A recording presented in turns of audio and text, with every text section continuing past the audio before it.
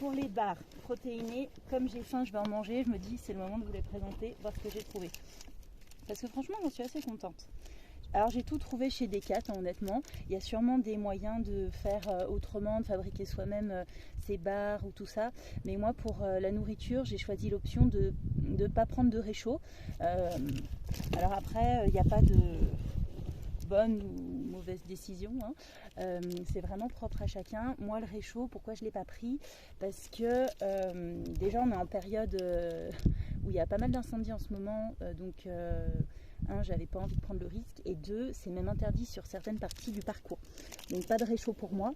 Et puis honnêtement, c'est un gain de poids, parce que j'ai vraiment fait attention au poids, à aller découper les étiquettes des vêtements, tout ça, pour gagner chaque gramme, parce qu'on sent vraiment la différence, hein. 100 grammes, 200 grammes, ça se sent dans un sac.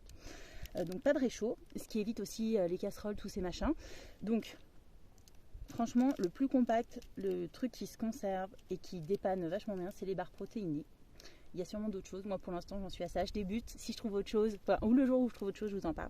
Donc moi, j'ai trouvé ça, des trucs de Decat. Ça, c'est pour les temps plus de 3 heures. Et puis, bon, elles sont un peu écrasées. Il y en a des pour moins de 3 heures. Et ça, j'avais pris ça, c'était pour réconforter le soir.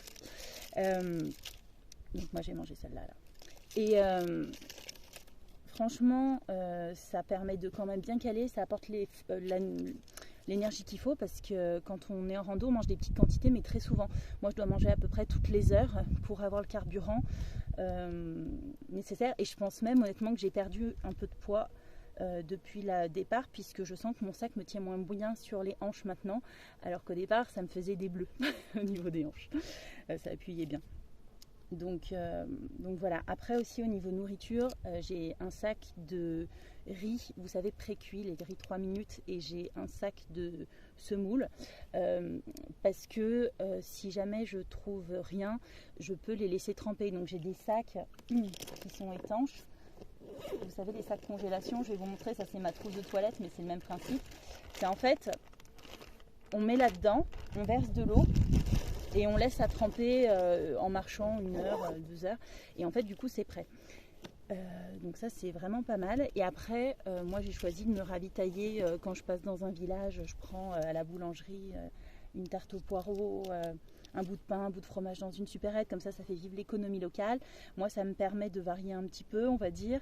Quand il y a un petit resto dans un village, j'y vais aussi. Et donc je peux être autonome, comme là par exemple hier j'ai dormi en plein milieu de la montagne, donc il n'y avait rien, donc j'avais de quoi manger.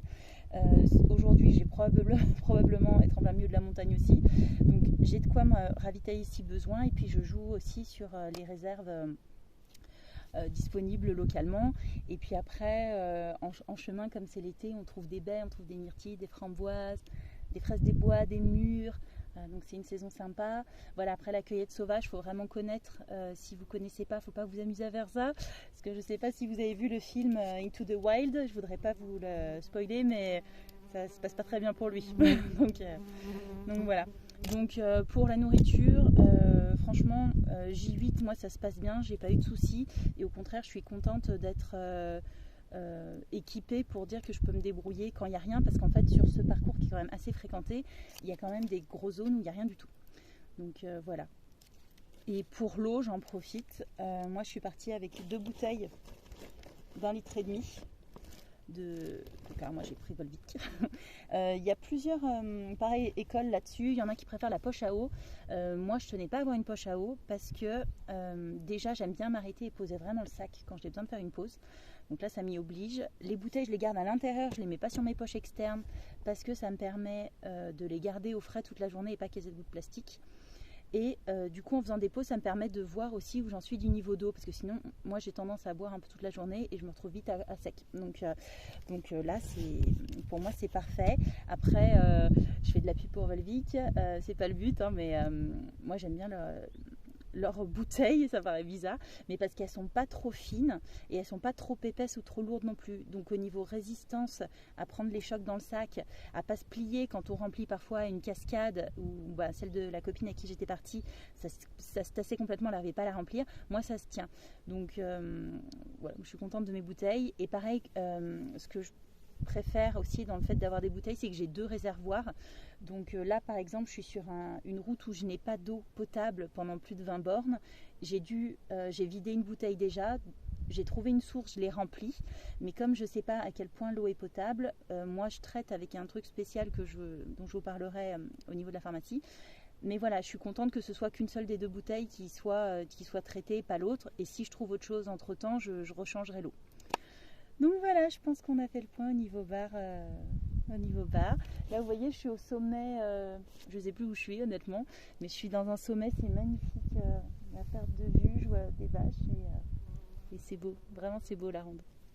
À toutes pour la prochaine.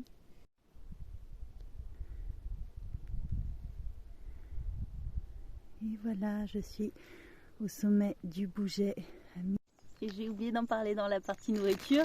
Ils sont hyper importants, pourtant c'est les fruits secs. Donc j'en avais un gros paquet en partant, pareil, sac de congélation, ça évite qu'ils prennent l'humidité et autres. Et ça c'est hyper nourrissant, c'est vraiment plein avec tout les dépenses énergétiques qu'on fait, tout ce qu'on transpire et tout. Ça c'est vraiment plein de bonnes choses qui permettent de refaire le plein. Je recommande à fond.